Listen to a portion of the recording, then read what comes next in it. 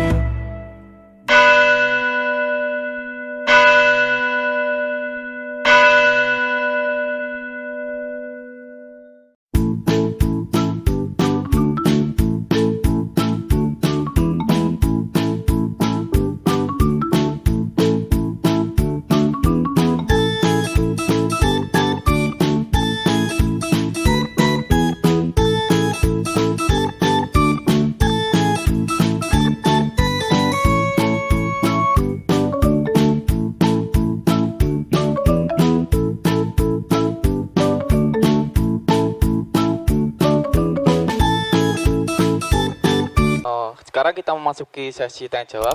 Aturan mainnya, nanti teman-teman yang mampu tanya, silakan angkat tangannya, lalu menyebutkan nama dan asalnya. Oke, mungkin 3 penanya. Terima kasih. Siapa yang ingin bertanya? Pak Bambang Nursena yang saya hormati, sama dengan pendahuluan mahasiswa kami tadi, pembicaraan yang melibatkan berbagai agama pasti menyentuh hal-hal sensitif.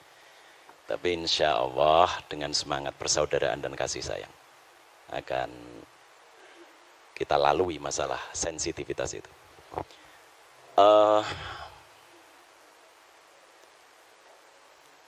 Injil Barnabas itu kan ditolak oleh komunitas Kristen.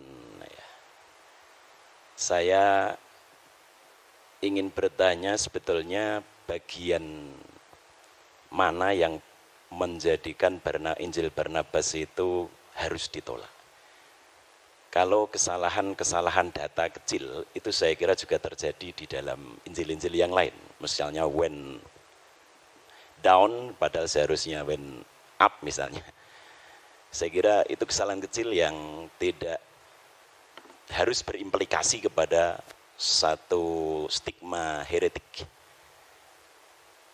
Mohon maaf, apakah mungkin penolakan terhadap Injil Barnabas itu sebetulnya karena ada indikasi yang menunjukkan Muhammad yang akan datang setelah Yesus. Kalau tadi disebut the admirable, itu mungkin istilah yang baru muncul di abad-abad pertengahan gitu ya. Tapi saya pernah membaca juga bahwa dengan makna yang sama tetapi dengan menggunakan kata Yunani, Muhammad itu juga disebutkan gitu, dalam Phareklida atau apa saya lupa itu. Apakah benar asumsi saya itu? Yang kedua, apa sesungguhnya keberatan yang paling utama umat Kristiani sehingga tidak menerima Muhammad dan meyakini Muhammad sebagai nabi sebagaimana Yesus dan Musa alaihi wassalatu wassalam. Dan yang ketiga, terakhir, bagaimanakah sikap saudara-saudara Kristiani terhadap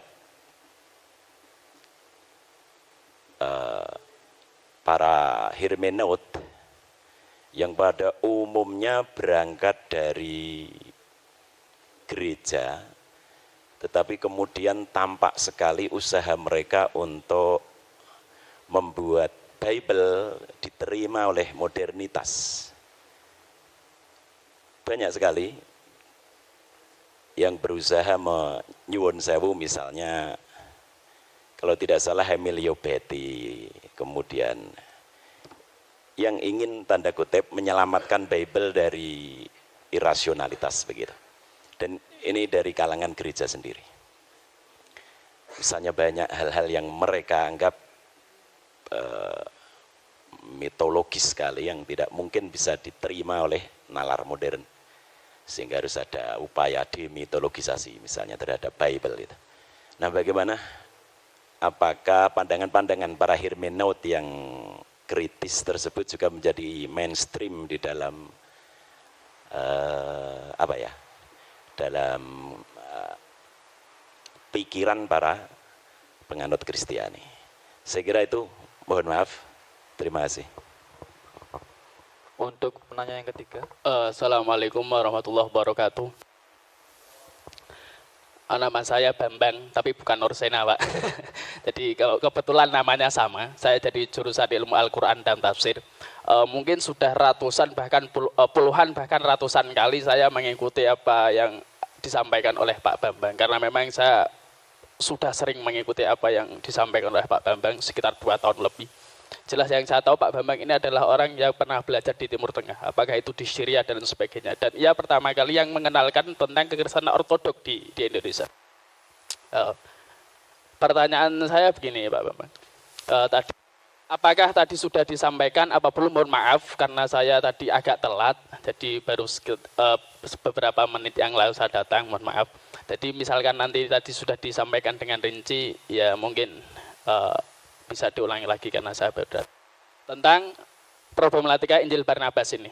Jadi sesuatu sebagaimana yang disampaikan oleh Pak Dosen Agus tadi, bahwa ini ditolak karena apakah memang penolakan ini berdasarkan bahwa di dalamnya ada nubuat-nubuat tentang Muhammad. Yang kedua tentu bahwa sahabat-sahabat dari atau teman-teman dari kekristen menolak tentu berdasarkan siapa sebenarnya penulis ini. Tadi saya sudah ke teman-teman yang mungkin mendengarkan, dia mengatakan kata Pak Bambang pendeta siapa itu. Nah, begini Pak, tentang yang menulis Injil Barnabas ini sendiri, saya mendapatkan beberapa jawaban yang mohon maaf berbeda. Bahkan itu mohon maaf dari teman-teman Kristen itu sendiri. Pernah saya tanyakan ini siapa sebenarnya penulis Injil Barnabas, kenapa ini ditolak? Dia mengatakan bahwa yang menulis ini ada yang mengatakan salah seorang warga yang berkedudukan di Austria. Kemudian ada yang mengatakan bahwa ini ditulis oleh Mustafa de Arande, salah seorang Muslim yang ada di Spanyol. Pertanyaan saya, siapa sebenarnya penulis Injil Barnabas ini? Menurut Pak Bambang Nursena, dan tentu dengan didukung dengan bukti-bukti sejarah maupun bukti-bukti secara tertulis. Baik, Assalamualaikum warahmatullahi wabarakatuh. Iya, terima kasih.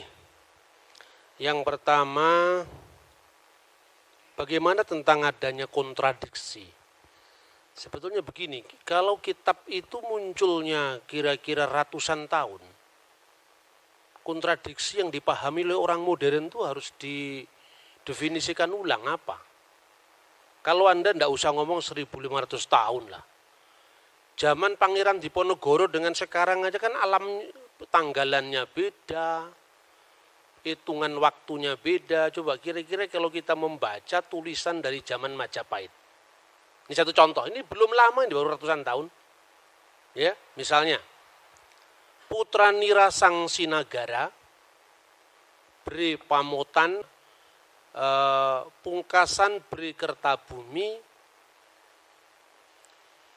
Kapernah Paman, Prabu Moktaring Kedaton, Isaka Warsa, Sunyanura Yuganing Wong, ini bahasa Jawa kuno ini. Kira-kira Anda paham nggak kira-kira bahasa ini? Terus kemudian orang berdebat sekarang tentang runtuhnya Majapahit tahun berapa. Lalu semua yang ditunjuk itu angka. Ada yang mengatakan 100 tahun setelah tahun 1500, ada yang mengatakan 1478, itu kan kontroversi. Yang menolak dan yang menerima sama-sama pakai kalender yang beda dengan zaman Majapahit. Karena waktu itu belum ada penulisan angka, yang ada Surya Sengkala. Zamannya Sultan Agung baru dibuat yang namanya Candra Sengkala. Karena hitungannya pakai bulan. Lah ini belum sampai 1000 tahun, masih 600-an tahun, kita kontroversinya sudah seperti itu. Apa ini bertentangan? 1400 apa 1478 Pak. Angkanya 1400, cara bacanya pakai Surya Sengkala. Sunya 0 juga, sunya Nora 0 juga, 4 wong 1. Diwaca malik terbalik 1400. Baban Demak, nir ilang kertaning jagat 1400. Entah ada peristiwa apa itu, yang penting angkanya itu.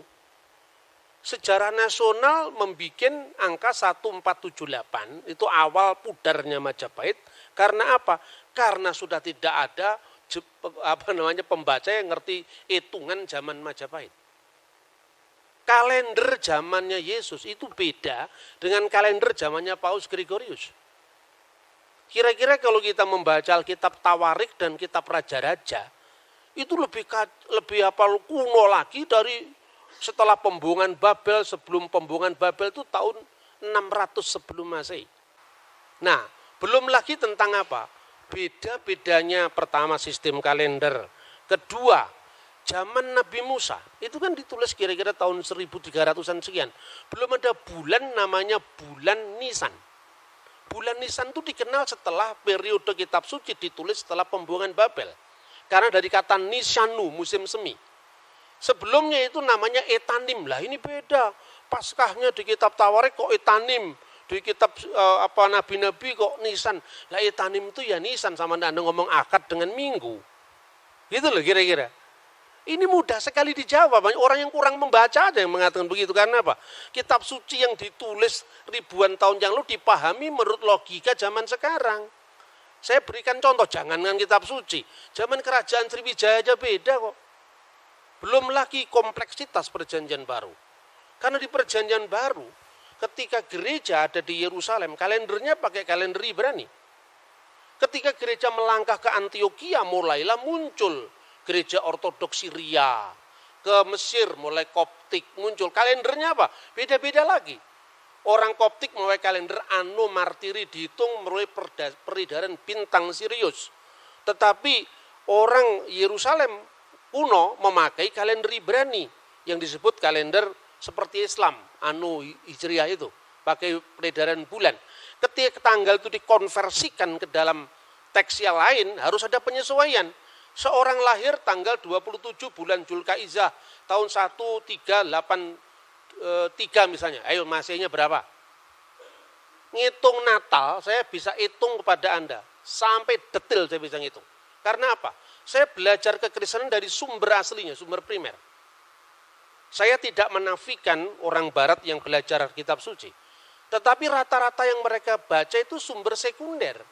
Jadi misalnya, Natal dituduh kelahiran Dewa Matahari.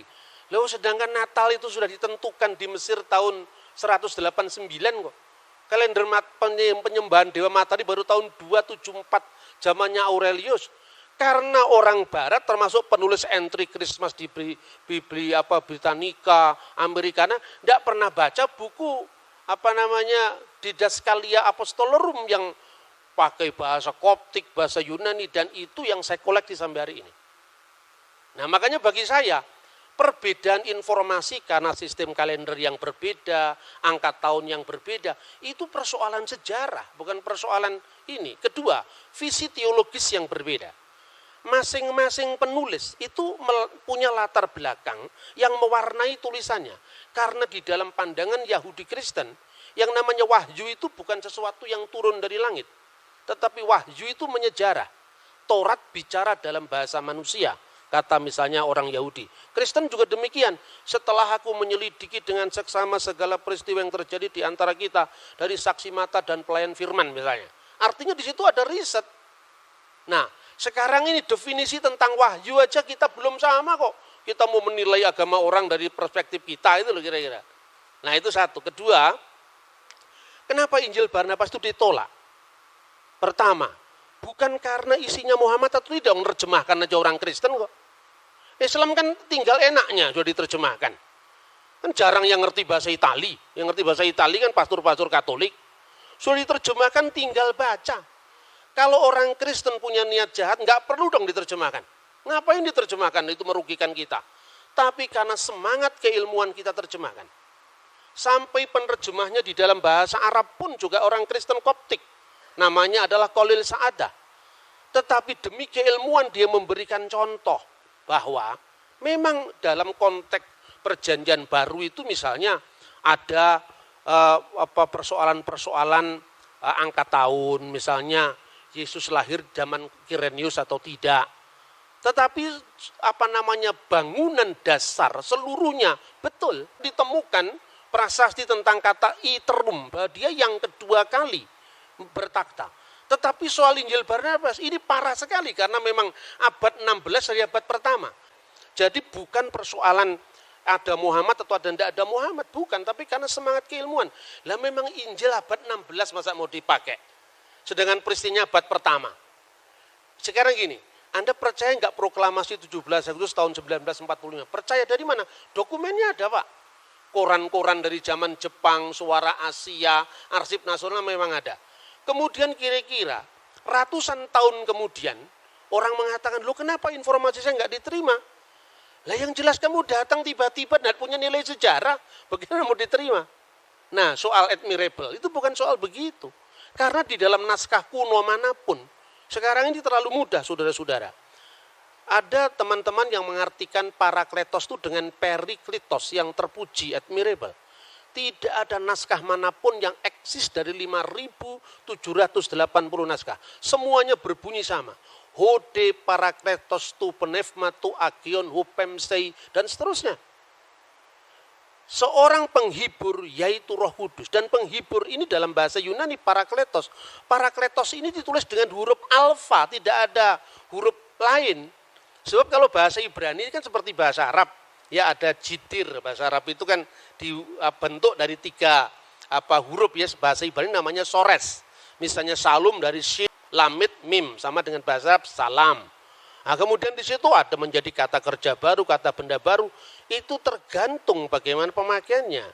Salam, muslim, taslim, itu kan satu akar kata. Tapi kalau bahasa Yunani nggak bisa.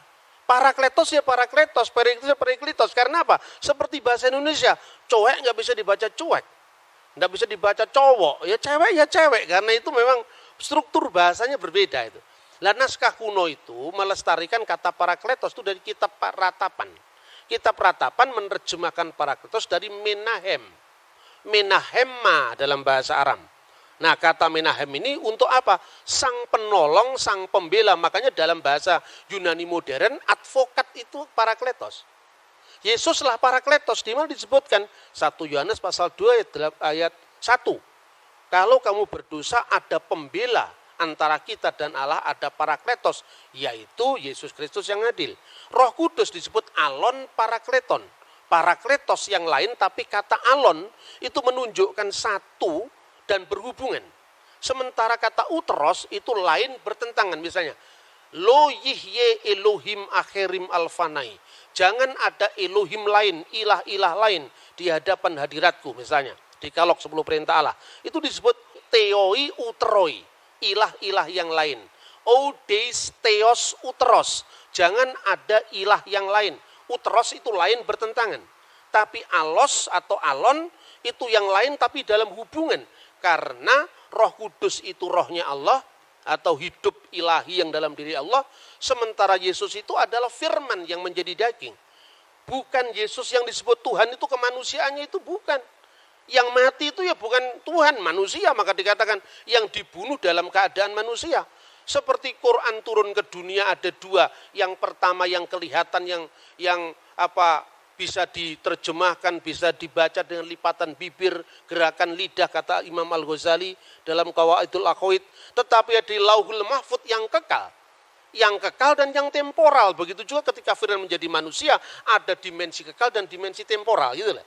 Dan itulah yang disebut alon parakletos dan alos parakletos. Seorang bapak gereja dari gereja Syria Timur, namanya Timotius Al-Awal.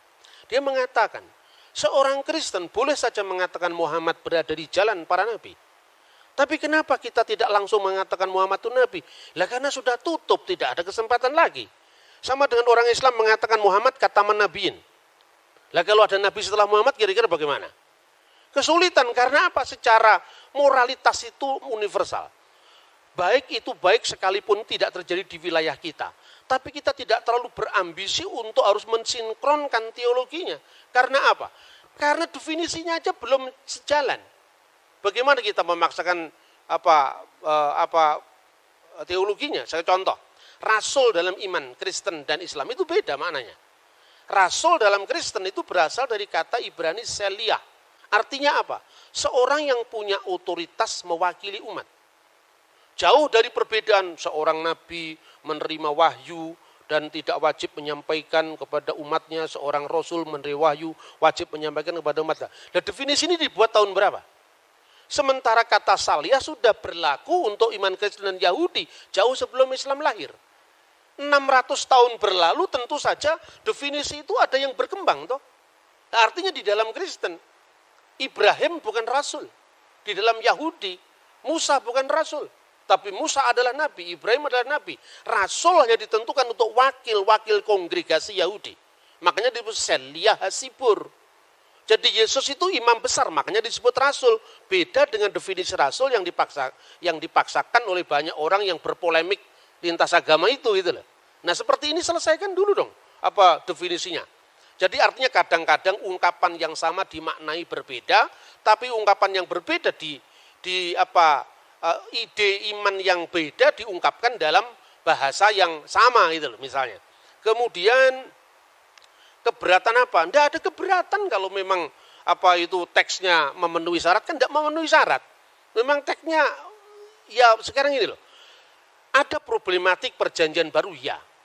Tetapi bahwa perjanjian baru ketika Yesus itu lahir, kaisarnya namanya Tiberius, penguasa Yudea namanya Herodes, tidak bertentangan dengan fakta sejarah manapun juga. Bacalah Yosefus, bacalah 12 kaisar Roma, semuanya sejalan. Karena apa? Yang nulis memang orang yang sejalan. Yang menjadi wali negeri, Pontius Pilatus, itu katanya Injil Barnabas, ini bukan kesalahan kecil, ini kesalahan fatal. Karena apa? Pilatus itu baru menjadi wali negeri itu pun sementara. Itu setelah pemecatan Herodes Archelaus. Jadi ketika Herodes Agung meninggal, itu kemudian ada 3 orang yang dipilih oleh Kaisar Roma, yaitu Archelaus, Antipas, dan Filipus.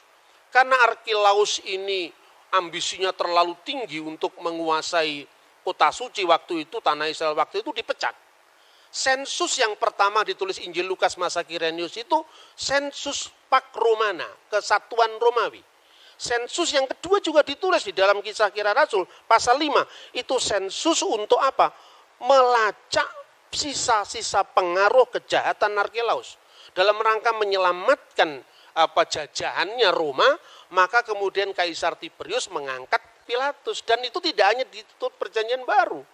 Untuk mengatakan seperti itu tidak usah dibaca perjanjian, tutup saja Injil. Baca Yosefus, itu clear sejarah itu. Lah Injil Barnabas satu pun nggak ada yang masuk itu. Bagaimana tahun Yobel dikatakan 100 tahun itu kebangetan itu. Ada orang yang masih membela dengan nada yang sangat apologetik. Mungkin kata 100 itu karena kaburnya antara huruf L dengan huruf C. Kalau L itu hanya 50, terus ditulis itu C itu. Dia aslinya di sini cento. Kan orang bisa lihat tuh aslinya. Makanya saya anjurkan untuk mahasiswa, belilah sumber primer. Kenapa ada banyak orang yang membaca Injil Barnabas berbeda-beda? Karena tidak punya bukunya ini. Makanya dia terus bikin spekulasi yang macam-macam. Misalnya dia Mustafa de Arandi. Saya pastikan yang namanya penulis Injil Barnabas itu Fra Marino. Karena apa? Pertama, fakta bahwa pada waktu itu politik inkuisisi gereja menelan banyak korban. Dan korban pemaksaan agama itu orang Muslim dan orang Yahudi. Dari Marano dan Morisco. Kemungkinan yang namanya Fra Marino itu korban inkuisisi. Lalu melampiaskan dendamnya di masa permusuhan umat beragama zaman abad pertengahan itu, menulis Injil Barnabas. Cuman karena dia belajar sejarahnya tidak komplit, makanya terlalu bersemangat nulis Injil sampai 222 pasal. Maka saya katakan ini the gospel of Gregetan. Ya kan? Tidak ada dalam sejarah Injil sampai 200 pasal itu tidak ada kalau bukan orang marah. Nah itu yang pertama. Kedua, catatan-catatan pinggir itu tidak mungkin dilakukan oleh orang lain. Karena apa? Periksa uji karbon dari teks itu kan masih sangat baru. Wong teks dari abad pertama aja bisa ditentukan. Misalnya Papyrus 52, itu yang dikenal John Ryland Papyrus. Isinya hampir separuh dari Injil Yohanes. Dulu abad lalu, orang baru periksa uji karbon itu baru menentukan abad. Sekarang udah ketinggalan. Teknologi terbaru, periksa uji karbon itu hanya bisa berjarak puluhan bahkan tahunan saja. Maka sekarang uji karbon terbaru, P52 itu asalnya dari tahun 115 Masehi. Yohanes anak Zebedius menulis Injilnya tahun 90. Karena menurut catatan Bapak Gereja kuno, misalnya Papias. Papias itu siapa? Muridnya Yohanes langsung. Polikarpus, muridnya Yohanes langsung. Kalau di Islam ini seperti tradisi sanad itu loh. Itu di gereja ortodoks dipertahankan. Kenapa orang-orang Protestan itu tidak paham itu? Karena dia terlalu baru, zaman VOC baru muncul. Akibatnya apa? Karena kekurangan data primer tadi, dia melakukan eksperimen-eksperimen yang terlalu jauh mengambil kesimpulan. Misalnya Natal, perayaan Dewa Matahari itu baru dipersoalkan tahun berapa? Tahun 1700 sekian itu, zamannya Paul Ernest Jablonski. Terus kemudian diikuti oleh orang Katolik dan dibenedikkan. Karena apa? Mentalitas orang Katolik itu minder sama Protestan. Nah itu loh kira-kira. Itu bisa dilacak dengan sumber-sumber primer langsung. Kemudian bagaimana sikap saudara Kristen terhadap para seket gereja yang mengatakan bahwa ternyata Bible tidak tahan dengan teks-teks modern itu suara abad lalu itu. Sekarang udah ketinggalan kereta. Sekarang kenapa saya bilang begitu? Sekarang gini, jujur saja lah. Penemuan arkeologi itu dari mana awalnya? Dari gereja. Penemuan arkeologi Timur Tengah itu diawali dari namanya Rosetta Stone. Tahun 1795 itu dimulai ketika Napoleon Bonaparte menduduki tanah Mesir. Lalu salah seorang tentaranya menemukan satu batu tertulis dalam 3 bahasa, yaitu bahasa hieroglif, bahasa Mesir kuno yang dipakai pada zaman para Fir'aun. Kemudian bahasa demotik, bahasa Mesir kuno dipakai di antara demos, rakyat, dan bahasa Yunani. Adalah seorang Perancis Katolik, di agamanya masih muda, umur belasan tahun, sudah menguasai 4 bahasa kuno. Ibrani, Yunani, Latin, Aramaik. Ketika dia mendapat pengumuman dari zaman Napoleon, siapa yang mau ikut ekspedisi arkeologi ke Mesir? Dia datang. Bingung waktu di Mesir. Apa yang dia lakukan? Dia tanya, komunitas terkuno dari gereja ini, dari Mesir ini apa? Islam bukan, baru abad ke-7. Kristen Ortodok Yunani juga tidak. Kristen Koptik Ortodok. Nah, untuk dia bisa komunikasi dengan orang setempat, dia pakai bahasa Arab. Lalu masuk gereja, bingung dia. Wah, ini ada liturginya kok selain bahasa Arab, ada bahasa Yunani, ada bahasa Mesir kuno. Tetapi ketika nama-nama dewa itu diganti dengan nama Yunani, misalnya Theos, Agios, Theos, Agios, Iskiros, Agios, Thanatos, diterjemahkan pakai bahasa Arab. Kudusullah, Kudusul Qawi, Kudusul Ladzi la yamut, irhamna. Al-masdulil api walibni warahil kudus al-ana wa kulhainin wa ila dahri dahirin amin. Ini enggak ada Islamnya. Ini Kristen asli ini. Itu apa artinya itu? Wah, ini berarti ada bahasa-bahasa kuno yang dipakai di sini. Ya, gimana kami bisa belajar? Amat-amati itu. 23 tahun dia bisa memecahkan. Dilihat bahasa Yunaninya jelas. Oh, di sini ada kata Ptolomaeus. Di sini ada kata Kleopatra. Yang selama itu hanya lewat cerita Antoni Kleopatra, ternyata ini tokoh historis, dilacak sama dia. Terus ada tulisan dalam bentuk huruf, dalam bentuk tanda gambar seperti matahari. Jangan-jangan ini matahari ini. Ini bahasa kuno yang sudah tidak berlaku lagi ribuan tahun. Dilihat bawahnya ada kata Helios. Ini matahari, jangan-jangan matahari. Dia datang ke gereja kuno itu, tanya, kamu punya Alkitab selain bahasa Arab, bahasa apa? Yunani. Selain bahasa Yunani, bahasa Koptik. Apa itu bahasa Koptik? Bahasa zaman Fir'aun.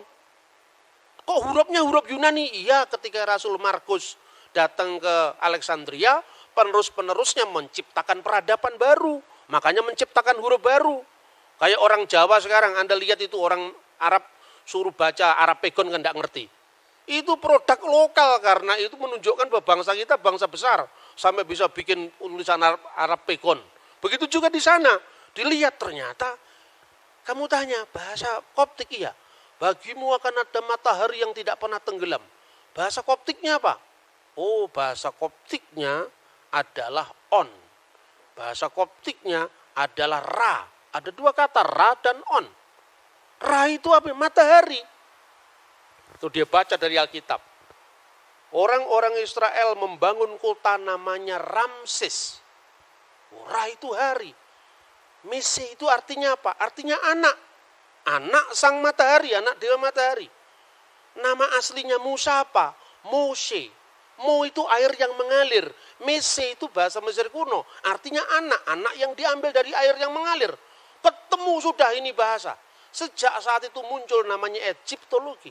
Ini asalnya dari Bible ini. Kok dianggap Bible bertentangan dengan pengetahuan bagaimana? Yang mulai arkeologi adalah Alkitab kok. Seumpama waktu itu tidak ketemu kata Ramses, tidak akan ketemu arkeologi Mesir kuno. Baru mulai ada penggalian di di Rasamra, penggalian di Babel, ketemulah kota-kota kuno, kota Abraham. Namanya apa? Tel Turahi, cocok dengan namanya Abraham dalam Alkitab Terah. Ya toh? Til Nahur, cocok dengan nama Nahur, berarti nama-nama Abraham itu pasti bukan nama Yunani, pasti bukan nama Arab, tapi nama Akadia kuno. Dan itu cocok. Mertuanya Yusuf namanya Potifera. Poti itu yang dipersembahkan Vera kepada Ra, matahari. Sama dengan orang Jawa, namanya Suryawan. Ketika jadi Islam, keluarga besarnya sebelumnya ditambahi Muhammad Suryawan. Lupa Surya itu dewa Hindu itu. Namanya juga Kristen ditambah Ignatius Surya Hadi. Surya itu bahasa Hindu, Hadi itu yang utama itu. Jadi ini sebuah inkulturasi bahasa. Dan untuk baca teks Alkitab, Anda harus paham Ibrani. Ibrani pun bukan Ibrani zaman Ariel Sharon. Ibrani MacD ditulis pakai bahasa Ibrani, bukan itu. KFC ditulis pakai bahasa Ibrani, enggak. Anda harus belajar namanya paleografi. Tulisan-tulisan kuno. Karena untuk memahami naskah Qumran, Anda tidak bisa cukup hanya membaca teks Ibrani modern. Nah itulah kira-kira perkembangan huruf, lalu arkeologi, lalu bahasa. Itu minta maaf. Orang-orang yang menyebut dari Eropa yang teolog genit itu tidak tahu yang begini-begini ini. Saya minta maaf, bukan saya merendahkan, tidak. Tapi terlalu dangkal untuk memahami naskah yang usianya ribuan tahun hanya bermodal bahasa Inggris sekedarnya, bahasa Yunani. Bahasa Yunani Perjanjian Baru itu beda dengan bahasa Yunaninya Plato. Gitu loh. Terus yang terakhir. Kemudian dari arkeologi Mesir kuno itu muncul arkeologi kota Abraham, Ur-Kasdim. Baru muncul penggalian Yeriko. Setelah Yeriko baru muncul penggalian Holy Land. Pada saat para teolog yang meragukan bahwa teks-teks itu hanya bersifat simbolik, itu muncul sebelum era penemuan arkeologi. Satu contoh misalnya, seorang meragukan apakah dalam Perjanjian Baru ada ungkapan 5 serambi dalam kolam Siloam. Mana tidak pernah ada arkeolog yang membuktikan ada 5 serambi. Lalu dia tafsirkan, oh kalau gitu itu hanya sifatnya alegoris, 5 serambi itu 5 Torat Musa. Jadi itu nggak bisa dipahami secara literal. Tahun 1961 ketika buku ini terbit, pada saat yang sama, timnya Marshall itu menemukan memang benar dalam penggalian kolam Siloam ada 5 serambi. Dan itu terbit pada saat yang sama ketika buku itu dipakai sampai hari ini. Makanya belajar teologi aja nggak cukup. Harus belajar arkeologi juga. Arkeologi Borobudur Anda pelajari yang baru abad ke-8. Masa arkeologi Mesir kuno dari tahun 3000 tahun yang lalu tidak kita pelajari, padahal itu ketika kita ngomong dalam Al-Quran, dalam Injil tentang Fir'aun. Fir'aun itu bukan nama orang. Fir'aun itu paraoh artinya. Itu tiang besar. Dan di mana itu sebutan paraoh itu mulai? Setelah generasi Old Kingdom. Ketika kerajaan Israel, kerajaan Mesir kuno pindah dari Giza menuju ke Luxor dan sebagainya. Baru Anda lihat sendiri ke sana. Saya beberapa teman dari Al-Azhar itu saya anjurkan kamu kalau mau tahu sejarah Mesir, jangan hanya baca Perjanjian Baru, karena Perjanjian Baru kan baru muncul abad pertama. Jangan baca hanya Quran yang muncul abad ke-7. Kamu baca langsung itu, temuan-temuan arkeologi itu. Sebagai seorang ilmuwan, ketika Anda belajar arkeologi itu, tutup dulu kitabmu, Bibelmu. Supaya apa? Supaya kita bisa netral, jangan kita dipenjara karena teks. Karena teks itu membimbing kita, oke lah kalau secara hidayah silahkan. Tapi kalau secara ilmu pengetahuan, masa kita bisa mengkritisi teksnya orang, teksnya kita sendiri kita protek, kan tidak fair itu gitu loh. Nah, oleh karena itu, saya menyatakan tentang pentingnya gereja ortodok itu di mana? Karena gereja ortodok itu saksi hidup dari semua data-data arkeologi itu. Coba Anda mau belajar bahasa Yunani. Pembawa gereja ortodok pertama itu bukan saya, tapi Romo Daniel. Nah, kemudian generasi setelah Romo Daniel itu kan menekankan aspek tentang liturgi gereja, sejarah gereja. Saya tidak bisa hanya begitu. Karena apa? Ketika saya masuk dalam salah satu gereja ortodok saja, berarti saya menutup akses informasi saya untuk ortodok yang lain. Makanya saya memperkenalkan kajian Siriak, kajian Koptik dalam konteks ini. Anda mau tahu bahasanya Yesus? Sampai sekarang Alkitab Pesita masih ada, bahasa Suryani. Dipakai tidak hanya sebagai bahasa liturgi, tapi bahasa sehari-hari. Di Maklula, Said Naya di Syria. Anda mau pakai bahasanya Pontius Pilatus, bahasa abad pertama, masih dipakai teks suci Perjanjian Baru. Anda mau cari bahasanya Nabi Musa, masih dipakai dalam kitab Taurat. Anda mau cari bahasanya Fir'aun, jejak-jejaknya dijumpai dalam kitab Ibrani. Misalnya, nama Asnat itu kekasih Nait. Nait itu dewa kuno zamannya Yusuf. Yusuf ketika menjadi Perdana Menteri, nama Yusuf itu kan nama Ibrani, Yosef. Ketika di Mesir mendapatkan nama baru. Apa itu? Safnah Paneah. Di situ kunci hidup. Hidup, makanya Akhenaton, Aton yang hidup. Nah ini enggak cukup hanya bisa ditelaah dari bahasa Arab yang terlalu baru untuk itu. Tidak cukup diambil dari bahasa Yunani, Perjanjian Baru yang konteksnya terlalu jauh. Harus diambil dari teks langsung yang melestarikan bahasa Koptik. Yaitu apa? Gereja Ortodok Koptik. Ini ada di Mesir, tidak ada di Syria. Makanya saya tidak kerasanan kalau hanya di satu tempat. Saya mau passing over dari semua tradisi keagamaan. Soal kemudian saya coming back kepada agama saya sendiri. Karena saya harus punya rumah supaya kalau mati ada yang mengubur. Kan itu saja sebetulnya. Tapi konteksnya apa?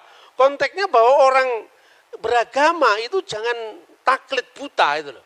Kita mesti melihat problematik masing-masing teks itu. Dalam semua apa yang saya katakan, Injil Barnabas sama sekali tidak masuk dalam hitungan itu. Karena apa? Terlalu baru. Sama dengan Anda membahas zamannya Patih Gajah Mada abad ke-13 berdasarkan naskah Melayu, itu pun bukan bahasa Jawa, tapi bahasa Thailand itu loh. Lah bahasa Italia aja belum ada kok. Jadi Perjanjian Baru itu bukan sewenang-wenang ini yang cocok dengan Iman Kristen diambil, yang tidak cocok dibuang. Tidak seperti itu. Makanya apokrif atau kanonik dalam gereja ortodok itu tidak serigit dalam gereja Protestan. Gereja Protestan itu kan sudah mewarisi teks yang sudah tertutup gitu loh. Lalu di gereja ortodok kan tidak, misalnya kisah tentang Bunda Maria dipelihara di Bait Allah oleh Zakaria. Yang itu ada di dalam Quran, ya kan? Tetapi dalam Alkitab kan sebenarnya tidak ada, implisit ada, tapi tidak ada. Itu ada dalam dokumen gereja Synaxarion yang diabadikan dalam buku yang namanya Protevangelium Yakobi. Bagi orang gereja ortodok tertentu, ini kitab apokrif, ya. Tapi karena kitab apokrif ini ditulisnya paling dekat dengan peristiwa, tidak peduli, diambil. Diambil untuk apa? Mengisi kekosongan sejarah. Tapi normanya tetap yang kanonik gitu loh. Jadi apokrif kanonik itu bukan sesuatu yang batas hitam putih, enggak. Apalagi kalau hanya sekedar ini menguntungkan iman itu, tidak ada pertimbangan semacam itu. Contoh lain misalnya, di dalam ajaran Katolik dan Ortodok sebetulnya kitab yang disebut dengan Biblia Hebraika itu kan sebetulnya warisan dari Yahudi Yamnia.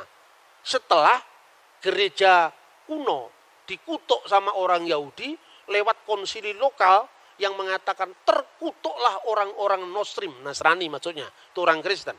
Hendaklah nama mereka tercabut dari kitab kehidupan, itu tahun 90 Masehi. Dokumennya dinamakan Birkat Haminim, itu tahun 90 Masehi. Gaung daripada pengutukan itu adalah apa? Orang-orang Yahudi mulai menolak Septuaginta.